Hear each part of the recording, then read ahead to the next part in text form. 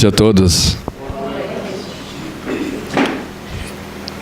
Que nós sejamos dignos das bênçãos de Jesus, de tantas energias, de tantos fluidos que são derramados sobre as nossas cabeças. Muito obrigado, Jesus, por nos conduzir até aqui. Muito obrigado também ao nosso Pai de amor e bondade, pela vida, por ter nos criado para a eternidade. E muito obrigado a cada um de vocês pela paciência, pela tolerância, pela concordância em conversarmos hoje. Nós trouxemos esse título, O Cristo Consolador. Pode ser encontrado aqui na Bíblia, no Evangelho segundo João, capítulo 14. Pode ser encontrado também aqui, no Evangelho segundo o Espiritismo. Nós vamos ver, em função do tempo, nós vamos ver, vamos caminhando aqui, né? O jugo leve, o Consolador prometido e instruções dos Espíritos, o advento do Espírito de verdade. Cristo sempre foi Consolador, sempre. Cristo inspirou diretamente todos os profetas que anunciaram a sua vinda. Malaquias, Isaías, o próprio Moisés. Cristo recebeu a incumbência de cuidar deste planeta Terra há 4,5 bilhões de anos. É um bocado de tempo, né? Cristo está mais do que olhando para nós, Cristo está no nosso meio.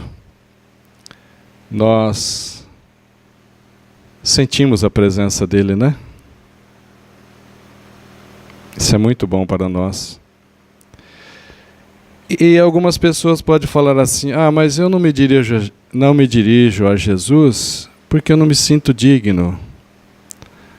Mas Jesus veio para quem? Para os sãos ou para os doentes? Para os doentes. Nós podemos ter a certeza que somos atendidos. Sempre. Sempre que nós nos dirigimos a Jesus, somos atendidos. Mas eu não sou digno. Mas espera aí. Jesus atendeu a todos. Jesus atendeu a prostituta, Maria de Magdala. Jesus atendeu a mulher adúltera. Jesus atendeu ao cobrador de imposto, Mateus Levi, outras vezes chamado de Levi Mateus. Depois Mateus se converte e é o apóstolo Mateus que escreveu o Evangelho segundo Mateus. Então veja, atendeu um cobrador de imposto. Atendeu o irmão do cobrador de imposto. Atendeu ao chefe dos cobradores de imposto, Zaqueu. Jesus não se preocupava com o que iam falar ou pensar dele. Ele atendeu a todos que o procurou. Ele atendeu a Barrabás, aquele agitador político, Barrabás. Atendeu também a Décius, que era romano. E Jesus era um nazareno da Galileia, um galileu. Os romanos escravizavam os judeus, os galileus. E, no entanto, Jesus atende a Décius. Jesus atendeu também ao ladrão Dimas. Por que eu estou mostrando isso? Porque Jesus atendeu a todos que o procurou. Com certeza ele atende a cada um de nós. Em qualquer momento que nós desejarmos e precisarmos. Para qualquer situação. Muitas pessoas pensam: mas Jesus está tão longe de nós. Não. Se colocaram Jesus longe de nós, foram algumas pessoas desavisadas. Nós estamos muito próximos de Jesus. E Jesus está conosco. A dificuldade é que nós nem sempre desejamos a presença de Jesus. A dificuldade é que nós nem sempre buscamos Jesus. Existe também a situação em que nós somos socorridos pelo amigo Jesus. É um amigo de grande valia, muito amoroso. Só que depois, quando precisamos apresentar o amigo Jesus aos outros, ficamos com vergonha. Aí não vale, né? Aí não vale.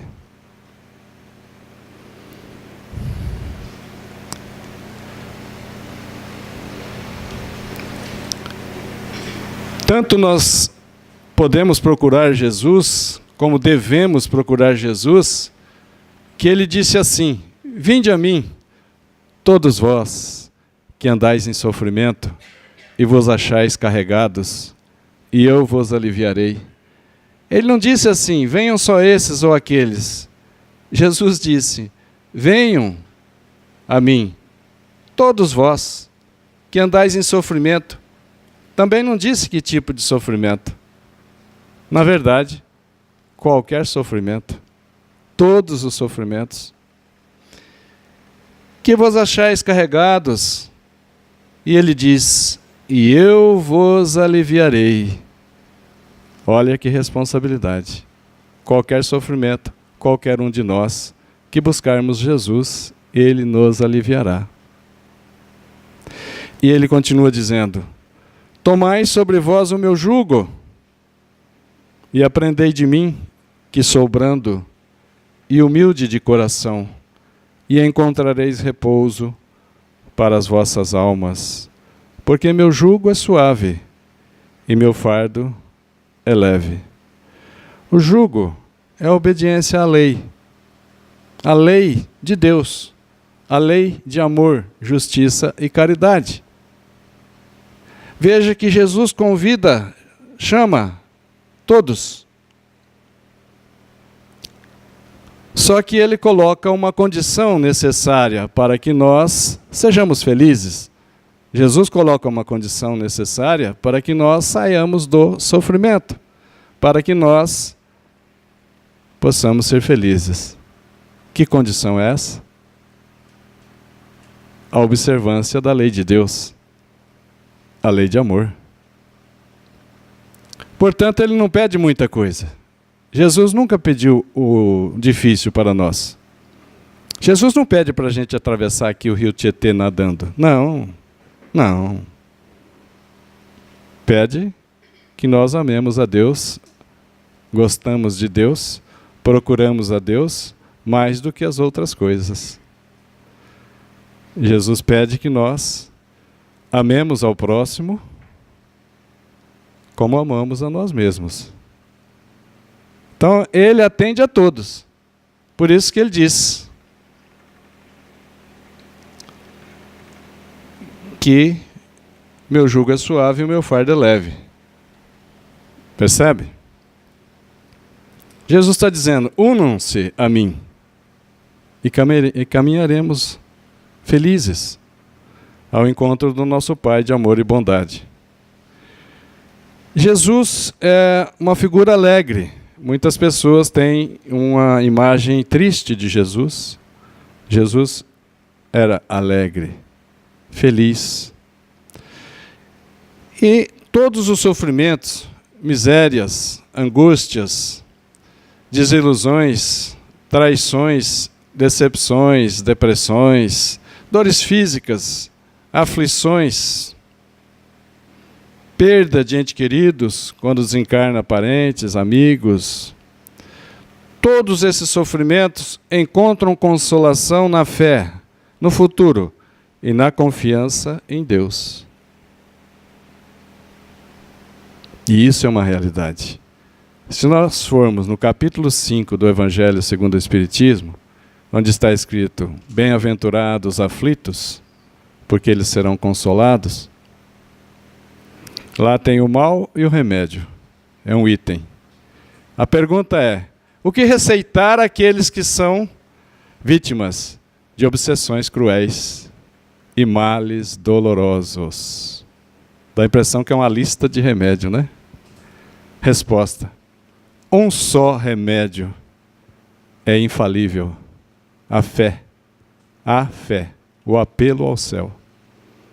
Por isso Jesus consola, desde que nós o procuremos.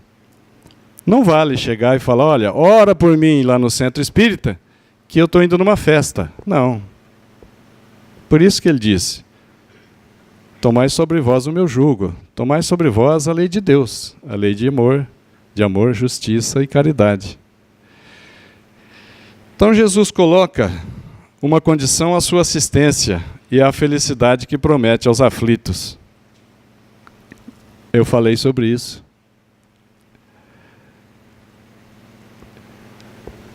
Que condição é essa que Jesus coloca para que nós sejamos felizes? A obediência e a prática da lei de amor. Então é compreender a lei de Deus. Compreender e praticar a lei de amor. Claro que a lei de amor está embutido a humildade, a fé, a caridade, a justiça. Não é isso? Então, é necessário que a gente tenha essa empatia, sentir o que o outro está sentindo, procurar auxiliar ao próximo, porque quando a gente auxilia, somos o primeiro a ser auxiliado. Então, o Cristo, quando já estava próximo de ser crucificado, e ele sabia que ele seria crucificado, e isso para mim, eu considero de uma coragem fantástica, de uma coragem astronômica. Jesus sabia que seria crucificado vindo trazer a lei de amor num ambiente selvagem. Jesus sabia que seria crucificado. Mas teve a coragem de vir, e veio. E quando já estava próximos dos dias que ele seria crucificado, e ele sabia, então ele consola os apóstolos, porque os apóstolos, recém-convertidos, ainda não enraizaram, os apóstolos ainda nessa fé vacilante, Jesus consola eles dizendo: se me amais, isso vale para nós, viu? Também. Jesus poderia perguntar para nós agora: se me amais, guardai os meus mandamentos, e eu rogarei ao Pai, e Ele, o Pai, vos dará outro Consolador. Veja, vos dará outro Consolador, porque Jesus era Consolador e aceitou esse título de Consolador. Quando um jovem diz: bom mestre, dirigindo para Jesus, Jesus disse para ele: bom, só Deus. Mas a palavra mestre ele não retirou, porque ele é mestre nosso mesmo. Mestre nosso, modelo nosso e guia.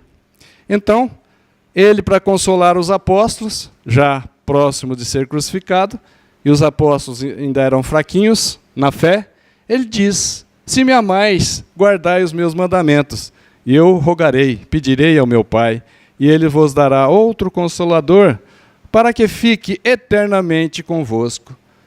Ó, para ficar eternamente convosco não pode ser nada material. Tem que ser espírito, tem que ser espiritual. O Espírito de verdade, a quem o mundo não pode receber. Naqueles dias de 2000 anos atrás, o mundo não sabia o que era o Espírito de verdade. Não podia recebê-lo, não o via, não o conhecia.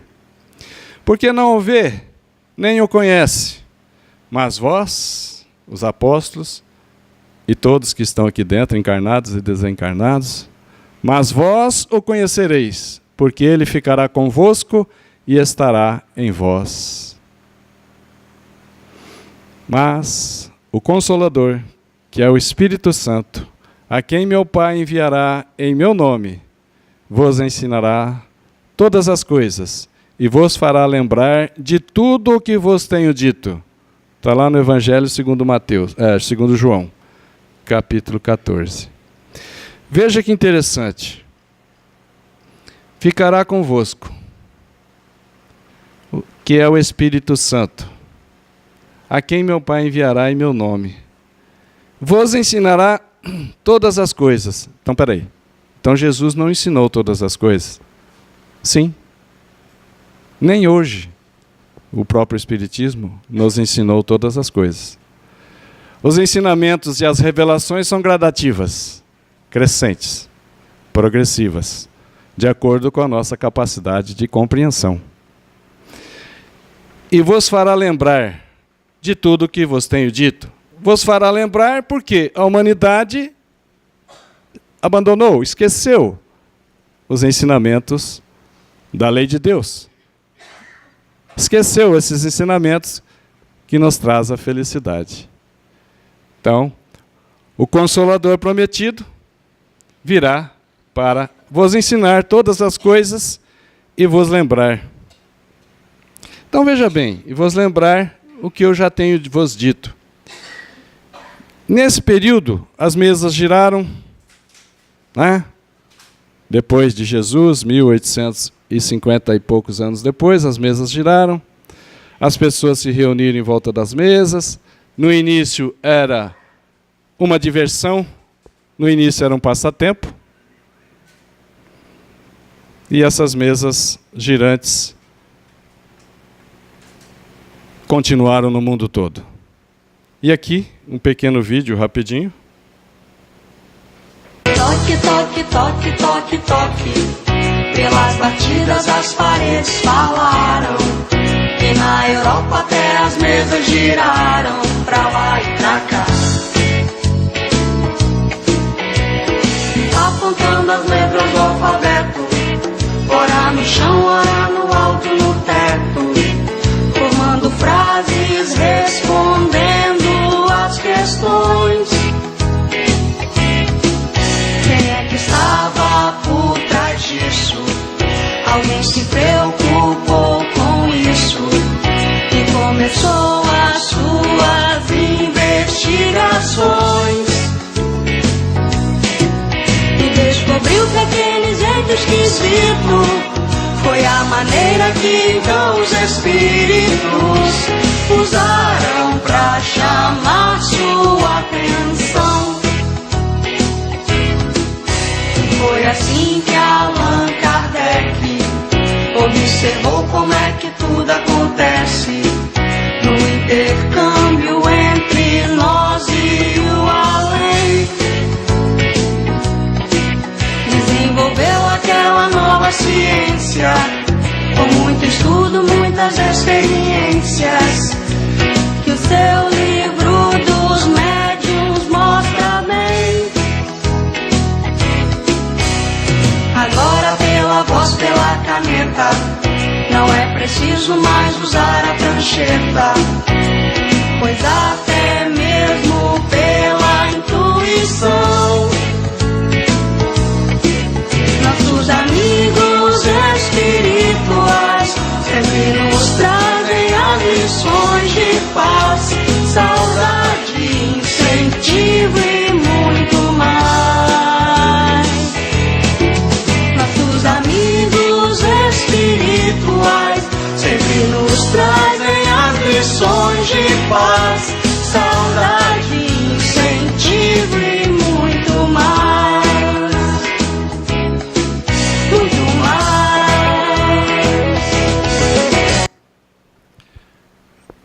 As mesas giraram. Por que hoje as mesas não giram mais?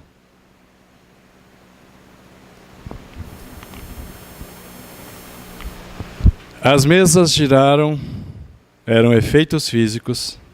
As mesas giraram para chamar a atenção da humanidade, que existia algo mais do que matéria, do que o mundo material.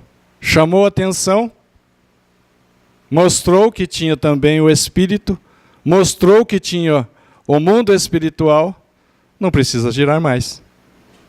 Aí vem a própria psicografia.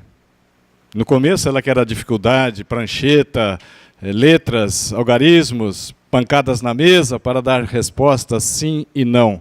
Depois, com a própria caneta, o lápis, a psicografia. Então, são fases, períodos que já passou. As mesas não vão girar mais. Hoje, depois que as mesas giraram, vieram as instruções, através do livro dos médiuns e através do livro dos espíritos e toda a obra de Kardec. Então era necessário chamar a atenção. Por isso que passou por essa fase. Então o Espiritismo é o Consolador prometido. Porque o Espiritismo cumpre as promessas do Cristo. O Espiritismo não é nada material. O Espiritismo ficará conosco para a eternidade. Porque ele estará em vós, o Espírito de verdade estará em vós. Nesse sentido, é que nós também vamos evoluir. E o Espírito de verdade também seremos futuramente, cada um de nós. Quando se fala em Espírito de verdade, era um conjunto de espíritos que se manifestaram ao mesmo tempo em muitos lugares na Terra. Jesus precisou falar por parábolas para aqueles que já estavam preparados entendessem.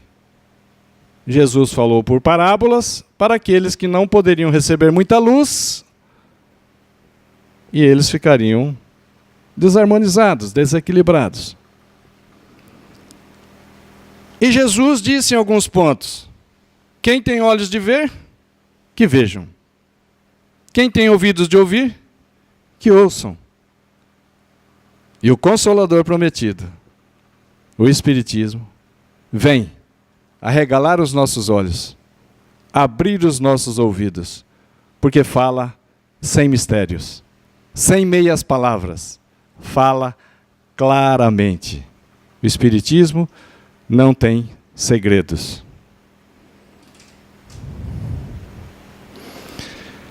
E aqui nós vamos observar que esse Consolador prometido, através de Allan Kardec, todas essas obras, 1865, 1869, Kardec produziu grandemente. Em 12 anos, ele escreve uma revista por mês, 12 revistas por ano, em 12 anos, 144 revistas. O Espírito da Verdade preside, programa, organiza toda essa obra para vir até nós. Só lembrando que tivemos 3 revelações: Moisés, o Cristo e o Espiritismo. Se a gente puser aqui uma linha do tempo, vamos observar que no ano de 1500 a.C., Moisés.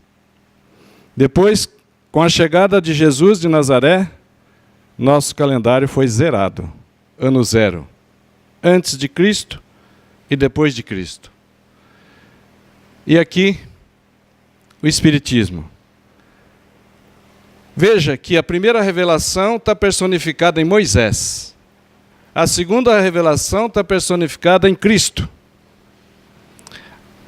A terceira revelação não tem uma pessoa aqui, é o Espírito de verdade, é um conjunto de espíritos que se manifesta simultaneamente em vários pontos do planeta Terra. E tinha que ser assim para que divulgasse de forma rápida, sem privilégios e sem dificuldades de encontrar as informações. Eu coloco aqui Allan Kardec porque ele contribuiu muito, mas o Espiritismo não está personificado em uma pessoa. É um conjunto de espíritos que é o conjunto de espírito, o Espírito de verdade. Então Kardec, no ano de 1857, depois de Cristo, lança o Livro dos Médiuns, o Livro dos Espíritos, desculpa.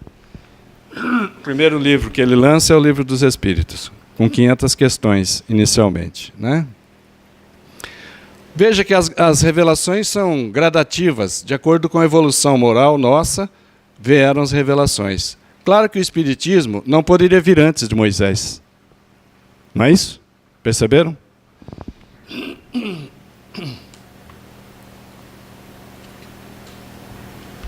Sempre a gente vai do mais simples para o mais difícil. Sempre a gente vai do mais simples para o mais complexo. Isso também, aqui houve uma conscientização crescente, né? E aí nós observamos que o Consolador Prometido, ele tem filosofia, que é um dos seus pés, tem ciência e tem religião. O Consolador Prometido, o Espiritismo, tem seu tríplice aspecto: ciência, filosofia e religião. E isso é uma maravilha, né? Mas o Cristo consola através do Espiritismo, não só através do Espiritismo, né, gente? O Jesus de Nazaré, o Galileu, consola através também de todas as religiões. Não pode ser que a gente pense que Jesus está só conosco. Todos somos filhos de Deus em todas as religiões. E Jesus continua trabalhando firmemente com todas as religiões, né? Então, quando a gente ouve assim, que Jesus disse, né, no Sermão da Montanha: bem-aventurados os aflitos, porque eles serão consolados. Em outras palavras, felizes os aflitos, porque eles serão consolados. As pessoas falam: bom, como? Feliz o aflito? Feliz um aflito? Sim, feliz o aflito. O Espiritismo nos mostra que as nossas aflições são justas. Todas as nossas aflições. E a palavra aflição está aqui dita com a significação muito ampla. As dores, os sofrimentos, as decepções, as desilusões, as angústias. Eu vou colocar uma palavra só: aflições, como Jesus fez. Felizes os aflitos no bem, construindo onde destruíram. Felizes os aflitos no bem, trazendo a verdade onde espalharam a mentira. Felizes os aflitos no bem, trazendo o bem onde trouxeram maldades. Então nós vamos perceber que as nossas aflições são justas porque Deus é justo. Se as aflições nossas não são vistas, não são encontradas em nossa vida atual, é porque essas aflições tiveram causa, foram plantadas em reencarnações anteriores. E o Espiritismo faz isso, nos consola, nos orienta, mostrando que as nossas aflições são justas. E nós passamos a aceitar as nossas aflições, buscando a melhoria, buscando a regeneração, buscando a elevação moral, buscando a melhoria dos sentimentos, a evolução dos sentimentos, deixando aqueles sentimentos de ódio, de orgulho, de egoísmo, de falta de fé, para sentimentos nobres, como a fé, a humildade, a caridade e o amor. Então, o Espiritismo continua consolando, e o Cristo continua consolando através do Espiritismo. Feito isso, eu posso passar rapidinho aqui, instruções dos Espíritos, advento, ou a vinda, ou a chegada do Espírito de verdade. Kardec colecionou 4 mensagens autografadas como Espírito de verdade. 1860, 1861, tal, 1863 também. Essa mensagem que eu vou passar agora, que está no Livro dos Médiuns, capítulo 31, item 9, ela foi assinada por Jesus de Nazaré, lá no Livro dos Médiuns, pode procurar. Capítulo 31, item 9. Kardec coloca assim do lado: nós temos todo o respeito e com todo o cuidado colocamos essa mensagem como assinada por Jesus de Nazaré. Porém, dou a oportunidade, ele diz, para cada um julgar se essa mensagem foi escrita por Cristo ou não. Essa mesma mensagem está no Evangelho segundo o Espiritismo, nesse capítulo que estamos vendo agora, o Cristo Consolador, item 5, assinada pelo Espírito de verdade. Está vendo a diferença?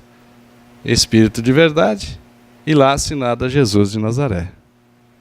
Essa mensagem ela é longa, vou passar só um pedacinho. Ela diz assim: venho como antigamente, entre os filhos perdidos de Israel, trazer a verdade e por fim às trevas. Jesus, né? Escutai-me. O Espiritismo, tal como antigamente minha palavra, deve lembrar aos incrédulos que acima deles reina uma verdade soberana. O Deus bom, o grande Deus que faz germinar a planta e ergue as ondas do mar. E ele continua dizendo, como um ceifeiro, aquele que corta, como na colheita de arroz, não sei se alguém tem experiência disso, a gente vai ceifando os pés de arroz para depois bater, né? Quando é manual isso. Então ele diz, como um ceifeiro, reuni em feixes os bens, as verdades que estavam espalhadas sobre a terra. E ensinou a lei de Deus, a lei de amor para nós. E convidou, venham até mim, vinde a mim, todos vós que sofreis. Jesus é maravilhoso. Não faz separação de ninguém. Todos vós. E aqui é interessante porque nós pensamos assim, eu estou procurando Deus. Eu estou procurando Jesus.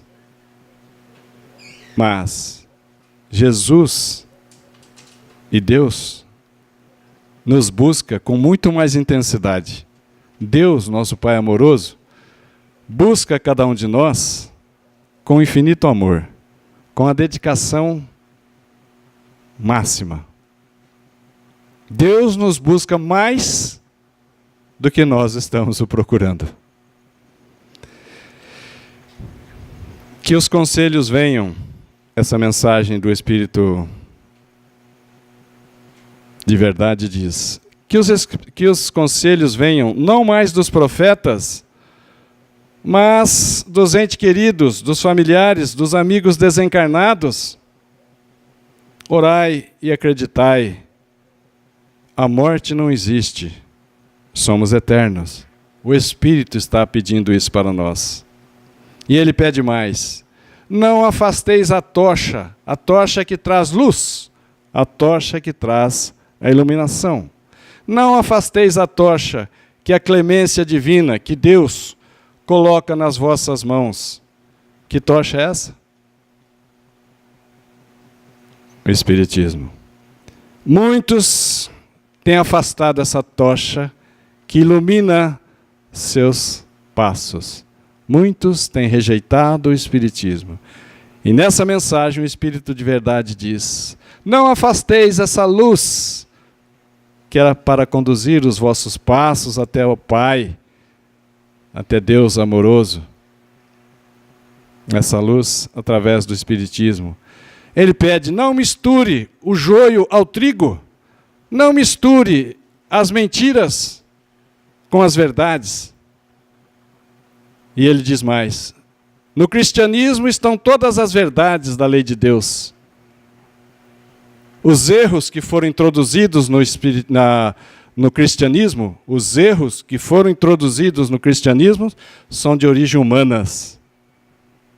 E Jesus diz, toda raiz, ou melhor, toda planta que meu Pai não plantou será arrancada pela raiz. Tudo aquilo que tiver no cristianismo e não for a verdade, será retirado.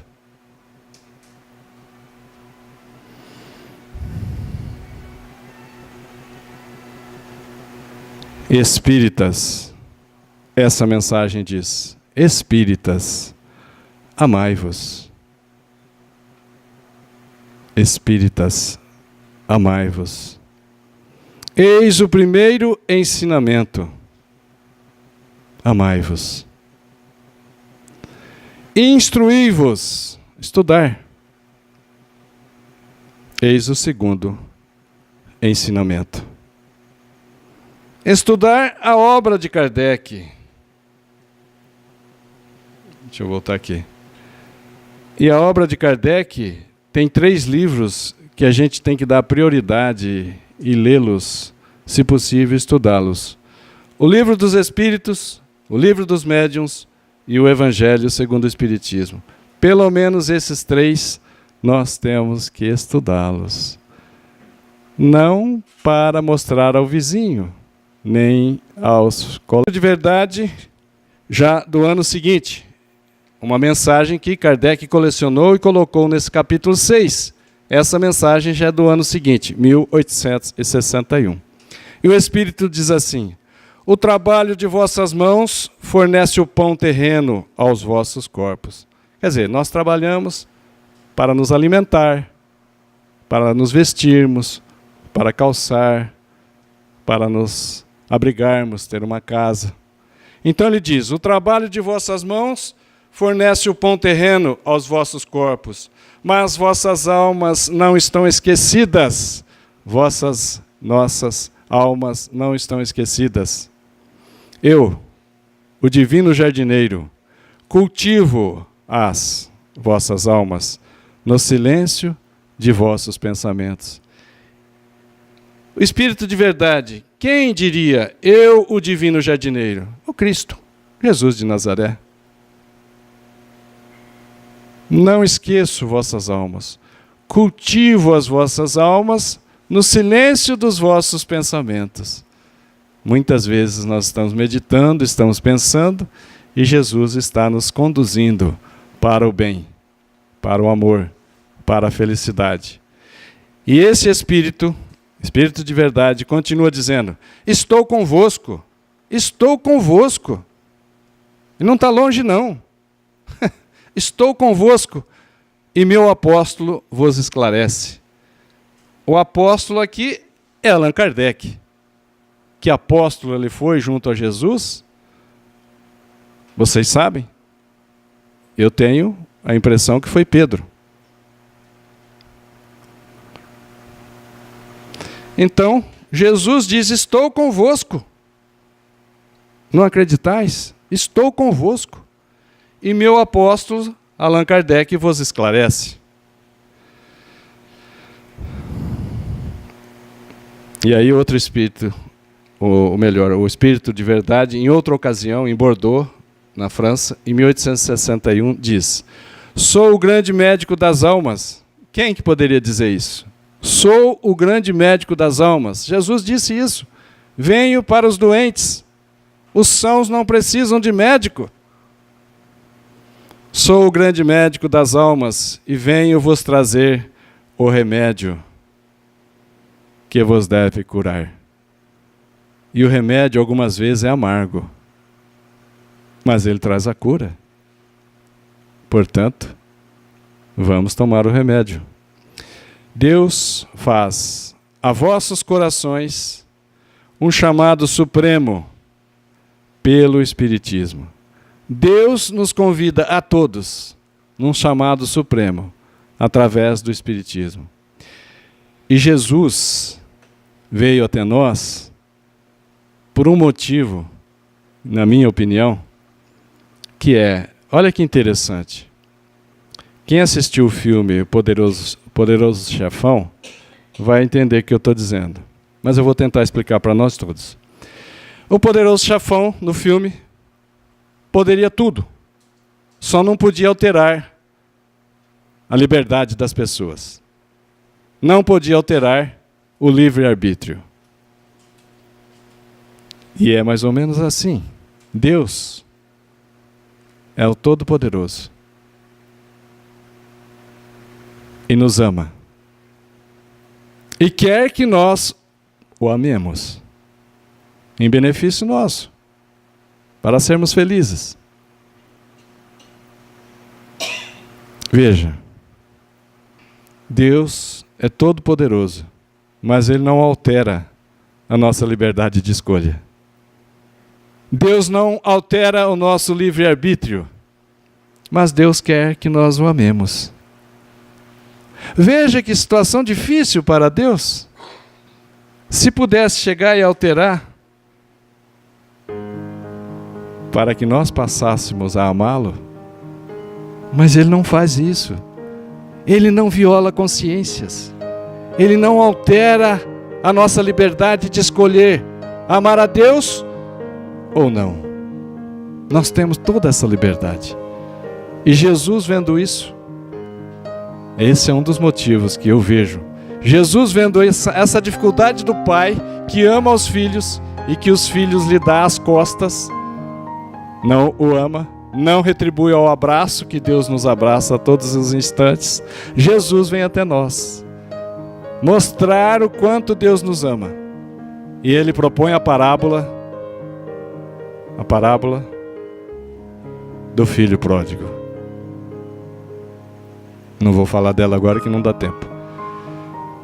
A parábola do filho pródigo é Jesus dizendo: é assim o pai perdoou o filho pródigo. E naquela comunidade, naquela cultura, o pai não deveria correr ao encontro de um filho que abandonou a casa. E o pai corre de encontro ao filho, abraça o filho, beija-o no rosto repetidas vezes, o que era contrário àquela cultura, dizendo: você está perdoado, meu filho. Isso é Deus nos abraçando e nos buscando a cada instante. Vocês estão perdoados, meus filhos. Não me ofendi com vocês, porque vos amo. Então, em função do tempo, obrigado pela paciência, pela tolerância. Muita paz.